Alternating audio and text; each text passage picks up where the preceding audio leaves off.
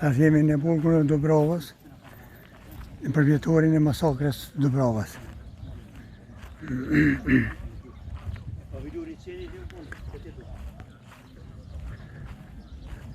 Ismet? Ku je? Në patë në arruar të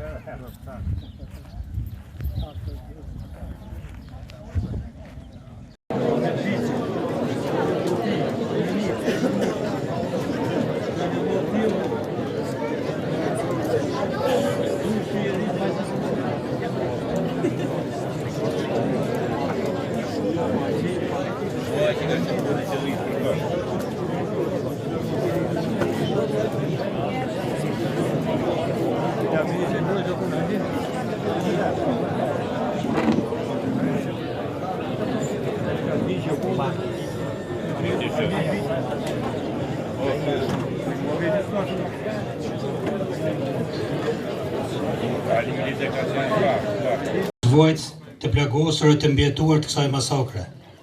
I nderuar kryeministër Albin Kurti, bashkëvojtës së hynin burgjet të Serbisë, e nderuar ministër drejtësisë Albulena Haxheu, të nderuar ministra, deputet e ish deputet, zyrtar të institucionet e Republikës Kosovës, zyrtar dhe udhëheqës partive politike, të nderuar drejtues shërbimit korrektues të Kosovës dhe ju drejtues policisë Kosovës, të nderuar të pranishëm. Para 26 vjetësh, ky vend nuk ishte kështu. I ngjante një kasapane me trupa të gjymtuar, të burgosurve shqiptar të vrarë e të masakruar nga policia, ushtria, gardian e ish të burgosur serb të drejtuar nga regjimi fashist i Serbisë. Ne në këtë fushë, e ditët pasuese me gjithë hapësirat e këtij burgu, nga 9 maj deri 24 maj 1999, u vronë dhe u masakruan 118 të burgosur shqiptar dhe u plagosën mbi 300 të tjerë. Në shenjë ndërimi dhe kujtimi për të gjithë të rënët këto, ju ftoj për 1 minutë ndërim.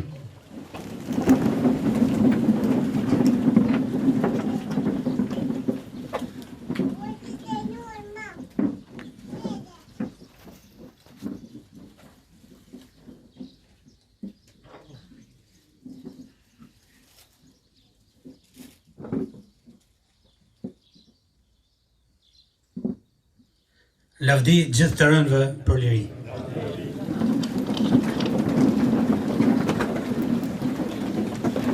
Në mesin ton kemi kryetarin e shoqatës të burgosur politik, zotin Shefik Sadiku, të cilin e ftoj që në emër të gjithë ish të burgosurve që nga viti 1945 e deri në ditët e sotme të marrë fjalën para jush.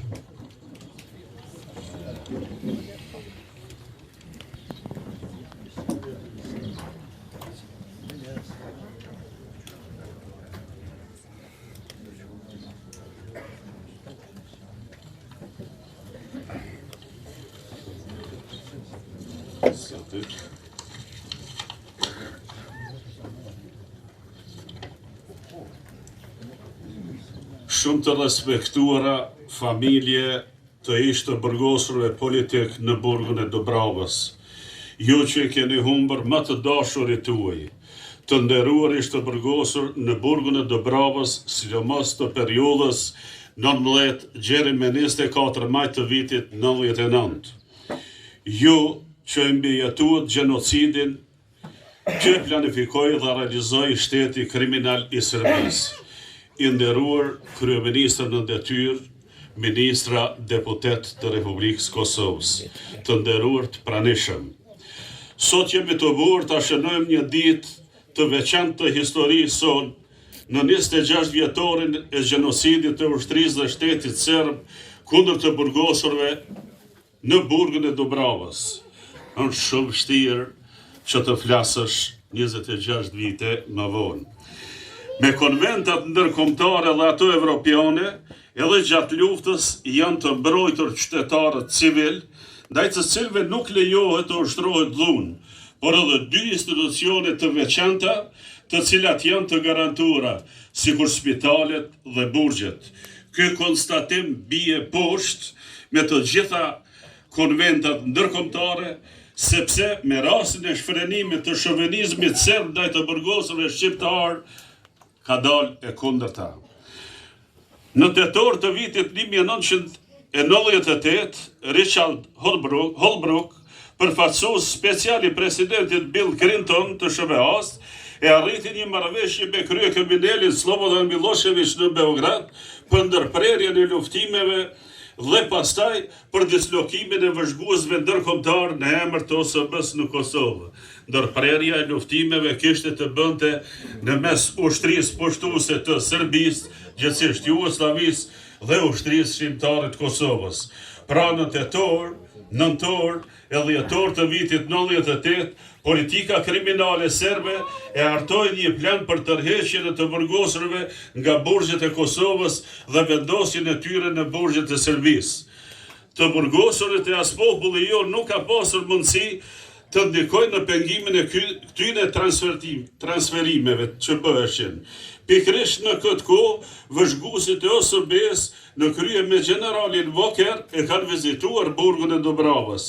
Si duket, qeveria e Beogradit ua ka prezentuar si kazermë ushtarake në thojza, ku me të vërtet në hapësirat jashtë burgut kanë qenë disa njësi ushtarake të dislokuara, si qenë njësit e helikopterve, njësit e tankezve, njësit e artillerisë, këmbësorisë e tjerë.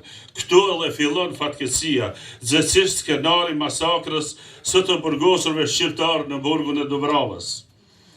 Gjatë vitit 1998, nga ushtria dhe milicia e Serbisë i kanë burgosur rreth 2000 shqiptar, kryesisht të rinj. Ndërkaq në vitin 1999, prej janarit të gjerin në qershor, i kanë burgosur 3350 shqiptar. Shoqata të burgosëve politik, numrat e këtyre të dhënave do të thoj i ka në regjistrin e vet. Ndërkaq me qindra sosh i kanë mbajtur si pengje në vende të veçanta me dhjetra ditë. Burgjet e Kosovës kanë qenë përplot me të burgosur, jo vetëm në Dobravë, por kanë filluar të sjellin në burgun e Dobravës nga burgjet edhe të Serbisë dhe burgjeve tjera të Kosovës, që afërsisht gjithsejt ka arrit numri 960. Gjithashtu, edhe në burgjet tjera të Kosovës, si Lipjanis, Mehovnica, burgjet e qarqeve të komunave, më të mëdha, një numër i konsiderueshëm të burgosërve shqiptare kanë pasur.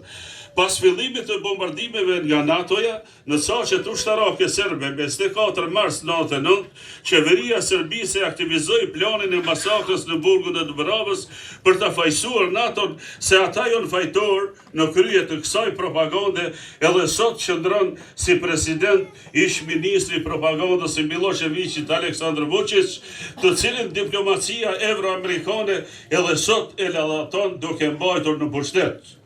Në këtë periudhë, para se të kryhej masakra, është shembull i lirimit nga burgu i Dobravës të prof Ukshënhotit, ditën e diele me 16 maj 99, kur në funksion të administratës në kushte paqeje, nuk mund të ndodhë një lirim i tillë ditën e diele, sepse personeli nuk është funksional gjithsesi administrata. E lemon në burgje në kohën e luftës, siç ishte rasti i lirimit të Ukshënhotit, i cili sot atëherë është në listën e personave të zhdukur.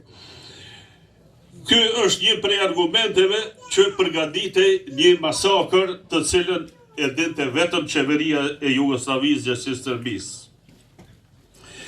Organizimi i skenarit për vrasjen e të burgosërve ka ardhur me urdhër nga udhëheqja e shtetit serb, presidenti Milošević dhe varzëve të tij, sepse presidenti, sipas kushtetutës së ligjeve tyre në kohë lufte, është komandant suprem i ushtrisë serbe, por edhe milicia tyre shndrohen në ushtri të rregullt dhe edhe pse e kanë mbajtur uniformën e milisit. Prandaj përgjegjës kryesor për masakrën e të burgosërve shqiptar në burgun e Dobravës kanë qenë shteti i Jugosllavisë, gjithsesi Serbisë, Slobodan Milošević, kryetari i Jugosllavisë, Nikola Šajnović, përgjegjës i administratës shtetit serb, Milan Milutunović, kryetari i Republikës Serbisë, Dragolov Janković, ministri i drejtësisë në qeverinë e Serbisë, Aleksandar Vučić, ministri i propagandës në qeverinë e Miloševićit, Aleksandar Rakočević, drejtori i burgut Dubravës dhe i gjithë personeli i administratës, duke filluar edhe nga gardianët e burgut. Ndoshta për herë të parë në historinë e njerëzimit janë mobilizuar për pjesëmarrje në një masakër edhe të burgosurit serb e malazes kundër kolegëve tyne të burgosurve shqiptarë. Grumbullimit të burgosurve të fusha e sportit, këtu ku gjendemi, fillimisht do të thotë kanë filluar me gjuajtje me armë zjarri nga karakollet vrojtuese, të cilat i kemi nga anësh, sipas deklaratave të cilat i kanë dhënë vetë të burgosurit të mbijetuar nga kjo masakër. Dhe këtu ka filluar gjithçka të ndryshoj dhe likuidimi masiv i kësaj kategorie. Në këtë masakër janë vrarë rreth 118 të burgosur shqiptar, janë plagosur rreth 400 të burgosur, ndërsa 412 tjerë kanë mbetur me pasoja psiqike dhe trauma. Kjo është pasqyra e vërtetë e shtetit kriminal serb. Të plagosurit kanë mbetur pa barna, pa mbikëqyrje shëndetësore, pa ushqim, për këto 4 ditë prej 19 majit deri 24 maj, kur i kanë marrë për t'i transferuar në burgje tjera, vetëm me vullnetin e vetë që ka kanë mund njëri tjetrin të ndihmojnë këtë rast. Me plagë të hapura dhe në gjendje të rënduar shëndetësore psiqike të burgosur shqiptar do të transferohen nga Kosova në burgjet e Serbisë, të cilat nuk e dinin se çfarë do të bëhet me ta. Këtu një përgjegjësi i bie gjithë komunitetit ndërkombëtar dhe diplomacisë ndërkombëtare që me rastin e nënshkrimit të marrëveshjes Kubanovës nuk u interesuan për të burgosurit dhe pengjet e lutjes në Kosovë. Sipas rezolutës 1244 të OKB-s, në Kosovë u instalua administrata Urmikut, e cila u sugjeronte shqiptarëve mos u merrni me të kaluarën, por shikoni ka ardhmja. Nuk mërziteshin për dëbimin e 1 milion civilëve nga Kosova, për vrasjen e mëse 12.000 qytetarëve civil, fëmijë, burra, gra, dhunime, karbonizim dhe asgjësim të kufomave dhe shkatrimit të objekteve të banimit. Urmiku, pas shpalljes së pavarësisë së Kosovës, u dorëzoi uniformën policore e Uleksit. Gjithashtu edhe këta asgjë nuk kanë ndërmarrë për gjenocidin e shtetit serb për burgun e Dubravës. Shoqata të burgosëve politike Kosovës e ka bërë një kallëzim penal kundër krimeve serbe për masakrën në burgun e Dubravës pranë prokurorisë së Pejës. Pas 25 viteve për një qerek shekulli, për herë të parë është burgosur një ish gardian, nëse s'gaboj, emrin e ka Gavrilo Milosavljević, i cili ka marrë pjesë në gjenocidin e burgut të Dubravës në të burgosurve shqiptar. Në vend se të dënohen kriminalët serb për krimet që i kanë bërë kundër popullit shqiptar, në gjykatën ndërkombëtare të Hagës për krime në ish Jugosllavi, ata po thuaj i liruan nga përgjegjësia penale për gjenocidin në burgun e Dubravës. As qeveritë e Republikës Kosovës nuk e kanë bërë asnjë hap në këtë drejtim. Nga hapësira ku ushtria e rregullt e Serbisë, së bashku me administratën e burgut të Dubravës, na i vran të burgosurit. Nga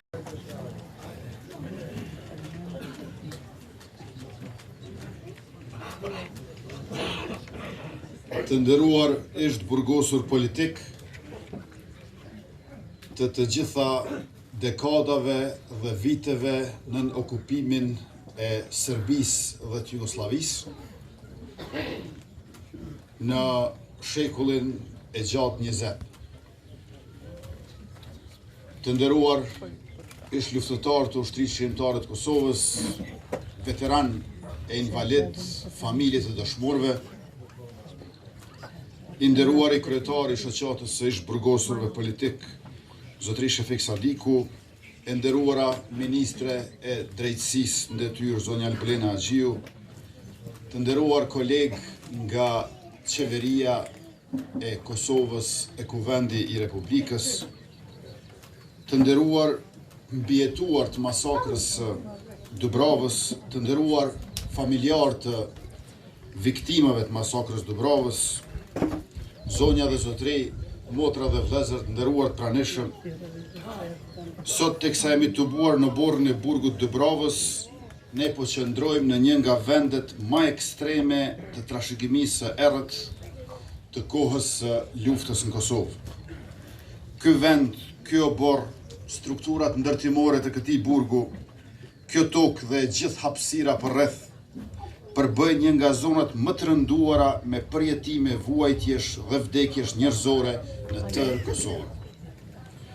Çdo vit në muajin maj, sa herë që kthehemi këtu për ta kujtuar masakrën e Dubravës, ne jo vetëm që i rikthehemi historisë së kësaj masakre, por edhe e rizbulojmë atë, duke plotësuar me rrëfime të reja nga të mbijetuarit dëshmitar të shumt dhe nga vetë reflektimi ynë për kohën e luftës e sidomos për këtë ngjarje. Zbulimi i masakrës së Dubravës është para se gjithash zbulimi i vendeve ku ajo ngjau, i kufomave të viktimave dhe i dëshmive të rrëfyera nga dëshmitarët. Masakra e Dubravës filloi të zbulohej qysh në ditët e para pas luftës. Kështu, me 27 qershor 1999, vetëm një javë pas tërheqjes së forcave të armatosura të Serbisë nga Kosova, këtu pranë në fshatin Rakosh, ushtarët italian të KFOR-it e identifikuan një varrezë masive me stela druri me mbishkrimet NN për anonimitetin e kufomave. Me 13 gusht të vitit 1999, një ekip spanjoll i forenzikës i zhvarrosi kufomat e 97 shqiptarëve nga ajo varrezë masive në Rakosh.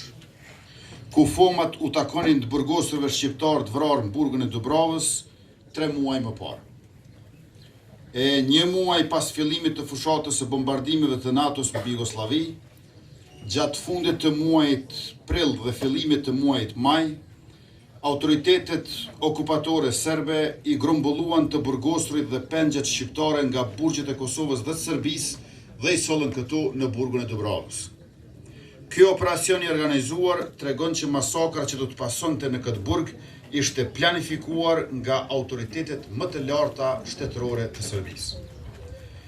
Pas kësaj, i burgosuri mbase më eminent, politikani dhe profesori i mirë njohur e i pazavendësueshëm Ukshin Hoti, i cili po i vuante ditët e fundit të dënimit të tij prej 5 vitësh burgosit shqiptuara në vitin 1994, u zhduk nga burgu i Dubravës pasi që u inskenua lirimi i tij me 16 maj 1999, një ditë para se të përfundonte dënimi i tij me 17 maj. Ky lirim është i dëshmuar nga dëshmitarët dhe i dokumentuar nga dokumentet e kohës. 3 ditë më vonë, me 19 maj 1999, filloi zbatimi i skenarit për vrasje masive të burgosurve shqiptar. Forcat policore serbe, bashkë me gardianët e burgut dhe me disa nga të burgosurit më kriminal serb, do të shtinin me armë dhe bomba ndaj burgosurve shqiptar 6-5 ditëve në vijim. Kësaj, me 24 maj 1999, nga rreth 980 burgosur shqiptar sa ishin grumbulluar në burgun e Dubravës, një u zhduk, pra Ukshin Hoti, që dhe sot vazhdon të jetë mes të zhdukur dhe me dhunë, 117 burgosur u vranë, kurse mbi 300 të tjerë u plagosën, prej tyre 185 rënd. Por zbulimi i masakrës së Dubravës është zbulim edhe i kryesve të kësaj masakre, i planifikuesve të skenarëve të saj, i urdhërdhënësve dhe i zbatuesve. Të 117 vrarët në këtë burg, varret e tyre dhe mungesa e tyre mesnesh janë dëshmia më e pamohueshme këtij krimi shtetëror. Shumica e të mbijetuarve të kësaj masakre janë gjallë dhe plot prej tyre janë sot këtu bashkë me neve e mesnesh, të cilët kanë dëshmuar dhe që mund të dëshmojnë këtë krim të kryer nga shteti i Serbisë. Disa prej tyre kanë botuar libra me dëshmitë e tyre, shumë prej tyre kanë dhënë intervista, dokumente, fotografi, të tjera fotografi satelitore të vendeve të NATO-s, po ashtu mund të shtohen si dëshmi të pakontestueshme të kohës për hetimin e skenarëve të këtij kapitulli kriminal të projekteve të Serbisë për spastrim etnik dhe gjenocid në Kosovë.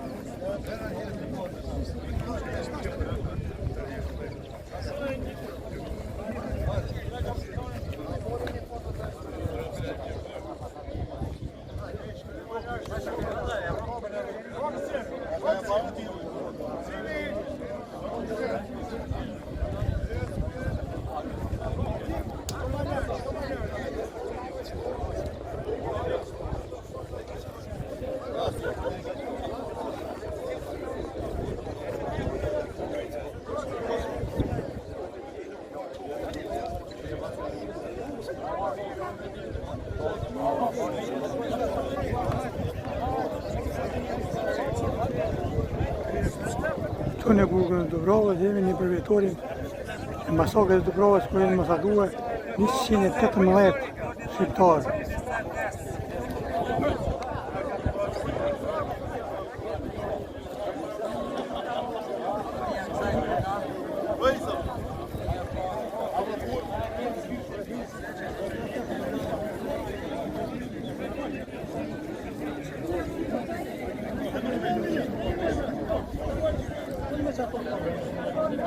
Hadi kumandon.